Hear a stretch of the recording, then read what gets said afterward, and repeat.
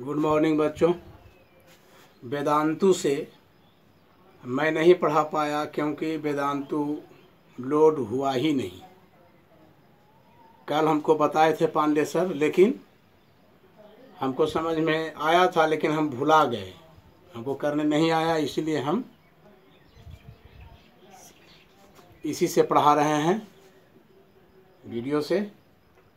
मैं आप लोगों को लेसन 1 में जो भाषा की बात है मैं उसे पढ़ा रहा हूँ, ठीक है। भाषा की बात है ना लेसन 1 में, मैं उसे पढ़ा रहा हूँ, आप ध्यान से सुनिएगा। मैं रिवाइज कर रहा हूँ, या रिवाइज लेसन 1 का रिवाइज चल रहा है। 7 तक हमने आपको पढ़ा दिया, लेसन 7 तक रहीम के दोहावली उसका प्रश्न उत्तर भेज चुका हूँ। 7 तक फेर कर लेंगे। 8वां लेसन अगले बार से पढ़ाऊँगा और आज अभी मैं रिवाइज कर रहा हूँ। रिवाइज करते हुए चलना है हमको, इसीलिए आप लोग रिवाइज देख लीजिए। तो रिवाइज में क्या है देख लीजिए। वर्ण विच्छेद। वर्ण विच्छेद किसी शब्द के वर्णों अर्थात स्वरों, वर्णों या स्वरों तथा व्यंजनों को अलग करने की प्रक्रिया को हम वर्ण विच्छेद कहते हैं। किसी शब्द के वर्णों अर्थात स्वरों तथा व्यंजनों को अलग करने की प्रक्रिया को वर्ण विच्छेद कहते हैं। जैसे पुनित। पुनित माने पवित्र होता है। पुनित प हलंत उ स्वर है, न हलंत व्यंजन है, ई दीर्घ ई है, तो ये स्वर हैं। त व्यंजन है, त हलंत व्यंजन है, त में हलंत कर देने से वह आधा वर्ण बन जाता है, अ स्वर है। इस प्रकार से इन सभी के मिलने से बन गए पुनित।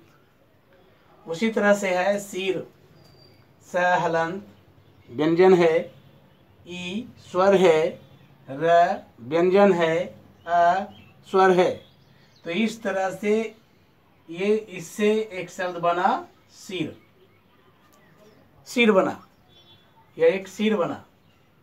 दूसरा है कि आप लोग को हमने बताया था रेफ के बारे में, पदेन और री, ये तीनों का प्रयोग हमें याद नहीं, लेकिन फिर से पढ़ लीजिए। मैंने 3 शब्द लिया है, 3 शब्द। पहला शब्द स्वर्ग, दूसरा शब्द प्रयत्न, पहला शब्द स्वर्ग, दूसरा शब्द प्रयत्न और तीसरा गृह। 3 शब्द हमने लिया, पहला स्वर्ग, दूसरा प्रयत्न, तीसरा गृह। ये तीनों शब्दों का उच्चारण करते समय र की ध्वनि सुनाई देती है। ये तीनों शब्द जब हम बोलते हैं तो र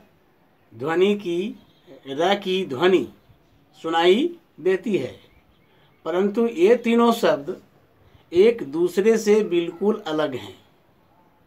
ये तीनों जो शब्द हैं कौन कौन? स्वर्ग, प्रयत्न तथा गृह। ये तीनों शब्द एक दूसरे से बिल्कुल अलग हैं। क्यों अलग हैं?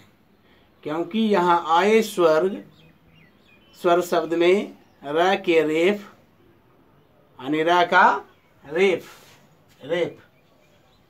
का प्रयोग हुआ है, का प्रयोग किया गया है। तथा प्रयत्न शब्द में र जो है उसका पदेन रूप में प्रयोग किया गया है।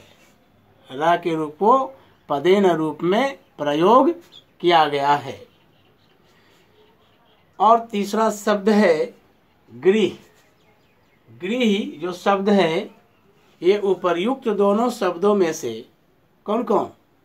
स्वर्ग और प्रयत्न, ये जो दोनों शब्द हैं, इन दोनों शब्दों जो उपर्युक्त शब्द दोनों हैं स्वर्ग और प्रयत्न दोनों जो शब्द हैं, दोनों शब्दों से ही भिन्न है। क्यों भिन्न है? क्योंकि शब्द में र के किसी भी रूप का प्रयोग न करके री की मात्रा का प्रयोग करते हैं। री की मात्रा का प्रयोग करते हैं, किया गया है। री की मात्रा का प्रयोग किया गया है। तो बच्चे, अब आप समझ गए होंगे कि रेफ का प्रयोग, पदेना का प्रयोग और री मात्रा का प्रयोग हम कहाँ कहाँ करते हैं और कैसे करते हैं। तो मैं एक बार यहाँ पढ़ देता हूँ। यहाँ पर किसी शब्द के वर्णों अर्थात स्वरों को अलग अलग करने की प्रक्रिया वर्ण विच्छेद कहलाती है। जैसे पुनीत, प हलंत उ, न हलंत ई, त हलंत अ, पुनीत। सिर, स हलंत ई, र हलंत अ, सिर। दूसरा है स्वर्ग, प्रयत्न तथा गृह शब्दों का उच्चारण करते समय र की ध्वनि सुनाई देती है, परंतु ये तीनों शब्द एक दूसरे से बिल्कुल अलग हैं, क्योंकि यहाँ आए स्वर्ग शब्द में र के रेफ का प्रयोग किया गया है, जबकि प्रयत्न शब्द में र के पदेन रूप का। गृह शब्द उपर्युक्त दोनों शब्दों से भिन्न है, क्योंकि इस शब्द में र के किसी भी रूप का प्रयोग न करके री की मात्रा का प्रयोग किया गया है। जैसे आप लिखे ऊपर तो है स्वर्ग, प्रयत्न, गृह, है ना। तो इन तीनों रेफ से, पदेन से और री की मात्रा से आप लोग 25 शब्द बनाएंगे। 25 शब्द बनाएंगे। और वर्ण विच्छेद है तो आप अपनी किताब में से संज्ञा पद को चुने और चुन करके आप उसका वर्ण विच्छेद करें। जैसे सेवा, गृही, नेह, सुबन, बेहोश, किताब, कलम आदि आदि, इन सभी को आप करना सीख जाएंगे तो हम समझते हैं भाषा आपको समझ में आ जाएगा। अब मैं आपको कुछ बताऊंगा जिसे आप लोग सुनेंगे। एक चीज़ मैं बताना और चाह रहा हूँ, सर्वनाम। सर्वनाम मैं अभी ऐसे ही बोल देता हूँ, कल मैं इसे पढ़ा दूंगा। संज्ञा के स्थान पर प्रयुक्त होने वाले शब्द को सर्वनाम कहते हैं। सर्वनाम का मतलब होता है सभी नाम। सर्व जोड़ नाम, सभी नाम। सभी नाम मतलब सभी संज्ञा का नाम। नाम संज्ञा है तो सभी संज्ञा, अर्थात संज्ञा के बदले में जो प्रयोग किया जाता है, जिस शब्द का प्रयोग किया जाता है उसे कहते हैं सर्वनाम। सर्वनाम 6 हैं। सर्वनाम के 6 भेद होते हैं। वे हैं पुरुषवाचक सर्वनाम, निश्चयवाचक सर्वनाम, अनिश्चयवाचक सर्वनाम, प्रश्नवाचक सर्वनाम, संबंधवाचक सर्वनाम, निजवाचक सर्वनाम। ये सर्वनाम के भेद हैं। पहला पुरुषवाचक सर्वनाम, दूसरा निश्चयवाचक सर्वनाम, तीसरा अनिश्चयवाचक सर्वनाम, चौथा प्रश्नवाचक सर्वनाम, पांचवा संबंधवाचक सर्वनाम और छठा निजवाचक सर्वनाम।